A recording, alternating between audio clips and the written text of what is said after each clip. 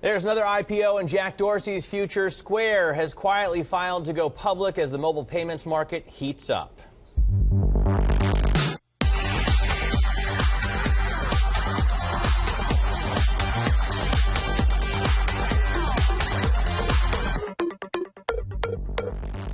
This is a special edition of Bloomberg West from the East Coast. I'm Matt Miller in for Emily Chang.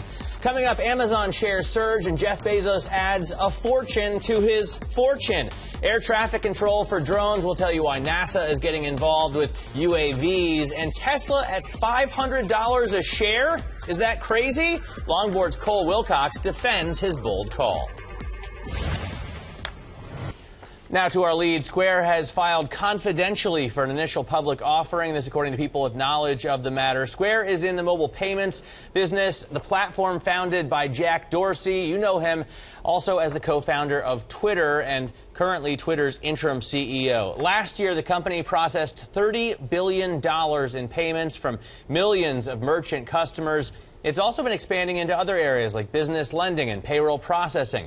Joining us to discuss Square's future is Leslie Picker, who broke the story for Bloomberg News. Also with us is Mike Dudas, co-founder of the mobile platform Button.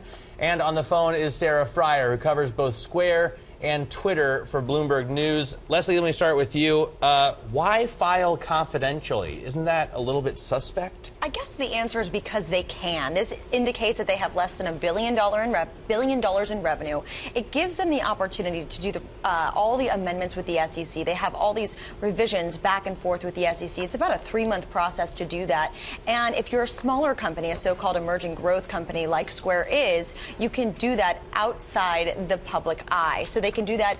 Most companies, I think it's close to almost 90% of companies that can file confidentially do that, just because they don't want all the scrutiny involved with doing that back and forth with the SEC in public. So, Sarah, what does this mean for Square's business? I mean, $30 billion is a lot to process, but apparently it's not big enough to have to file publicly.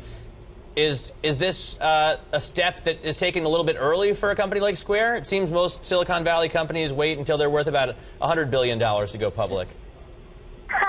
Well, I think what companies are worth and what they make in sales is a very different thing in Silicon Valley right now.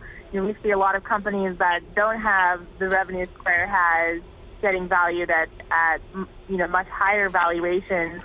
Square hasn't raised money in a while, so they could be going to the public markets as a fundraising event. I mean, there's so much private money out there. It's possible that that Square hasn't been able to find private money in as favorable terms as they can get if they go to the public market. What was Square's valuation last time it did raise money? $6 billion. $6 billion. All right.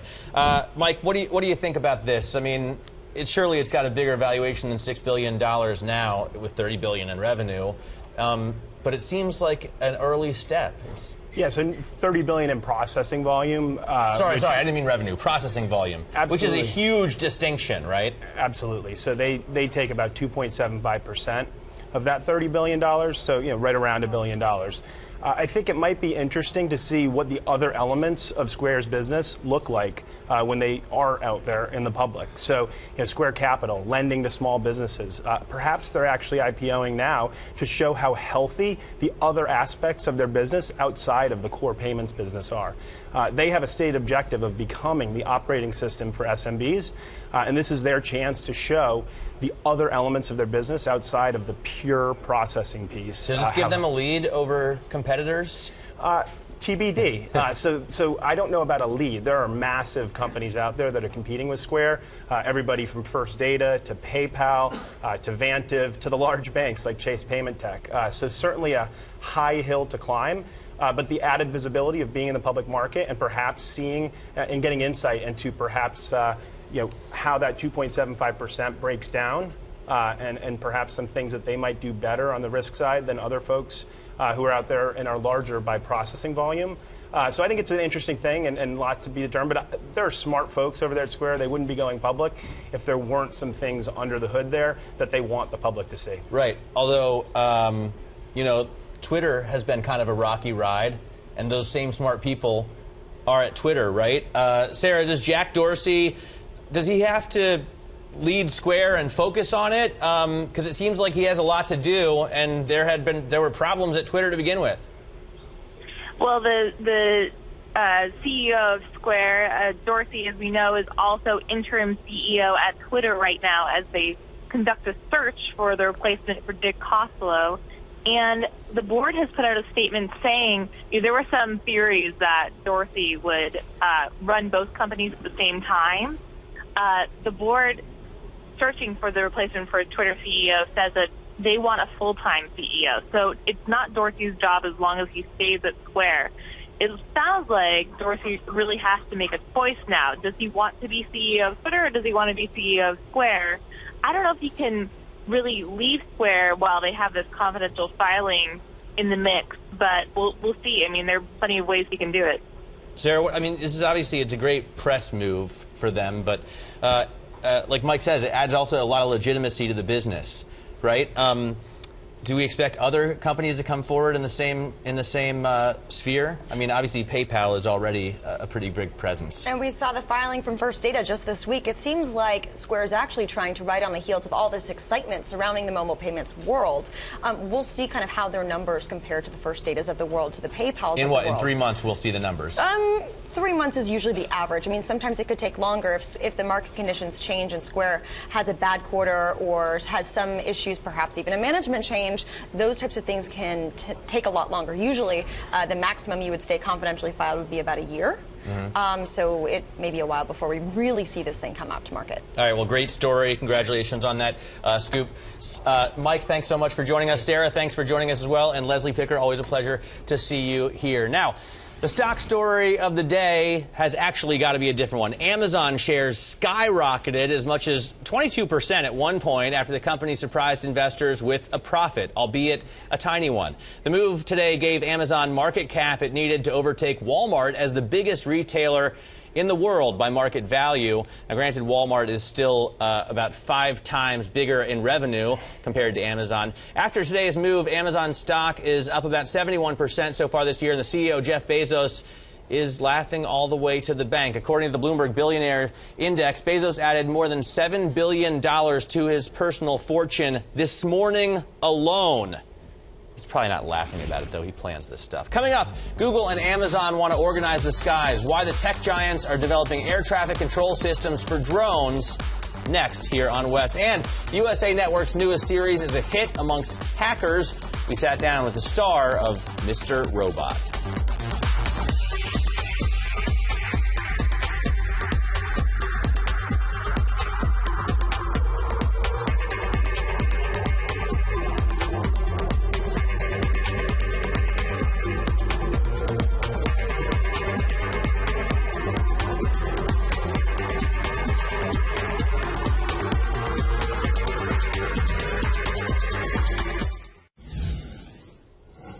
It's official. The FCC grants AT&T permission to buy satellite TV provider DirecTV. The $48.5 billion acquisition creates the largest pay TV provider in the U.S., but not without a few conditions. Regulators say AT&T must extend high-speed broadband service to 12.5 million homes and businesses, offer broadband to low-income homes at discounted rates, and cannot discriminate against rival online video services. Shares of both companies closed higher today.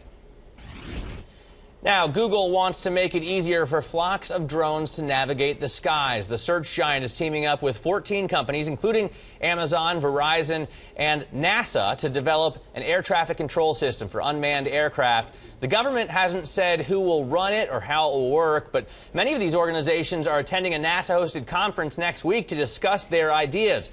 So could this new system cause an explosion of commercial drone use?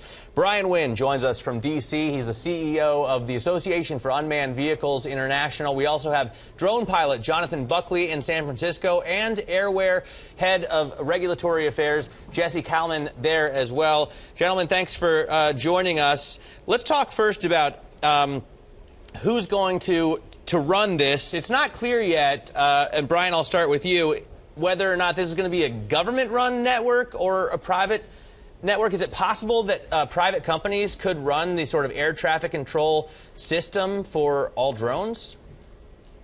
It's possible, or it could be a public-private partnership. All of that remains to be seen going forward, but one way or the other, there's a lot going on, and we're going to talk about it all at NASA Ames next week. All right, Jesse, let me ask you, how difficult will this be to get up and running? I mean, people are talking about it today as if this conference next week kicks off an amazing goldmine of drones, but I suspect the regulatory red tape and the tech side of it is going to be very difficult to develop. Yeah, I mean, this is a very difficult challenge. I mean, you've got a lot of stakeholders wanting access to airspace. You've got a lot of different types of technologies. So this conference is really a means for facilitating discussion amongst these companies so we can come to an agreement as to what the technology should look like so that we can build a system that works for not certain parts of the market, but for the entire market. Jonathan, you've to some extent devoted your life now to flying drones, I understand. Are there any kind of standards among the different producers? Is there any effort to reach standards? Well, absolutely. I mean, we have to, right now it's mostly among the hobbyists, it's an honor code. There is a set of standards out there that we're supposed to adhere to. But moving forward, I mean, next week is the beginning of a process. It's not an event by which a gun goes off and that it's the wild, wild west. We can now all be in business. It's the start of a dialogue that may take many years. Brian, how long do you expect this to take? I mean, when will we have an air traffic control system that is going to allow a company to, say, fly a drone across state lines and do business unmanned? Well, it's going to come in phases. First off, we've got people flying already in very limited use cases under exemptions from the FAA. When you start talking about more complex operations where there are multiple drones in the air, they need to detect and avoid one another. They need to, be able to go into fail-safe mode if something happens and things like that. There are a lot of rules associated with that. It's going to be a walk-before-you-run process, and NASA envisions a step-by-step process where we can go more complex with the operations and deliver more value as we go. What kind of companies are we going to see behind these systems? Jonathan, who do you see out there kind of taking the lead here? Well, I think it's like the evolution of the internet, if you will. I mean, the government and educational institutions and some, of course, commercial entities gave core pieces of the technology that evolved into a community effort. So I'm working with a small little company called Pixie Path that in their own way brings fleet management capabilities. But there are a lot of little companies making sensors like LiDAR sensors that use lasers to act in many ways like radar. That's a small component of this. And then big companies like Amazon and Google have the resources and have the technologists in place to make core framework contributions to this. So there are many ecosystem components to this, very small and very large, that all together need to work together as a system. The government does play a core role in this, in enabling the community to come together and contribute to standards that get adopted by all. All right, so a lot to develop and a lot to invest in. Gentlemen, thanks so much for joining us. AUVSI CEO Brian Wynne, drone pilot Jonathan Buckley, and Airware Head of Regulatory Affairs Jesse Kallman joining us there from D.C. and San Francisco. Now, to a hit among hackers, USA Network's new series Mr. Robot centers around a character named Elliot, a cybersecurity expert by day and a hacker by night. The show was renewed for a second season hours before its first episode even premiered. Lead actor Rami Malek joins us to discuss that project. I play Elliot on Mr. Robot, a cyber tech.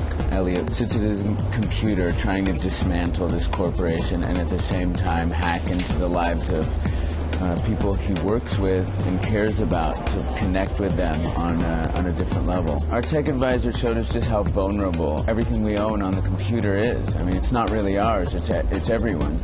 I keep tape over my camera on the computer and I turn it off, power it down as often as possible. I have the sneaking suspicion that someone's always watching me, and after doing, Mr. Robot on a daily basis and seeing what a guy like Elliot is capable of, I don't think it's ludicrous to be thinking that way. We've received some high accolades from people in the tech community, hackers who appreciate how accurate the show is. There are a few hackers that have wanted to join as tech experts on the show and advisors, so that's pretty cool. If they're on our side, it's less of a threat than having them hack us. Rami Malek there, star of USA Network's Mr. Robot. Now, a story I'm watching very closely. You know that drug testing is normal for professional athletes, but now it's something professional gamers have to expect as well. Starting in August, the Electronic Sports League says it'll enforce anti-doping policies for gamers. This after professional gamer Corey Friesen said he'd taken prescription drugs to focus. This is huge for the industry and could be the clearest sign yet that esports is evolving into a mainstream form of competitive entertainment. I don't buy that. Coming up, can Tesla shares break $500 by the end of the year? We'll speak with one of the CEOs who's making the case. Plus, Honda unveils its first vehicle with CarPlay and Android Auto. Why the auto giant sees Silicon Valley as an ally. Next.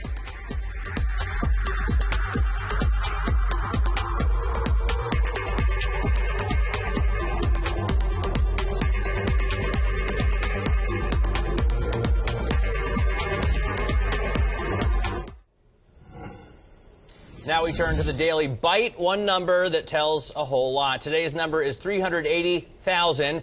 That's the number of Honda Accords sold last year, making it the top-selling car in California. The Japanese auto giant has big plans for the next generation of this model. The 2016 Accord will be Honda's first vehicle to offer Apple CarPlay and Android Auto. The president of Honda R&D America says the company hopes the high tech will attract younger buyers. The technology that the younger user wants is the same customer that buys this car.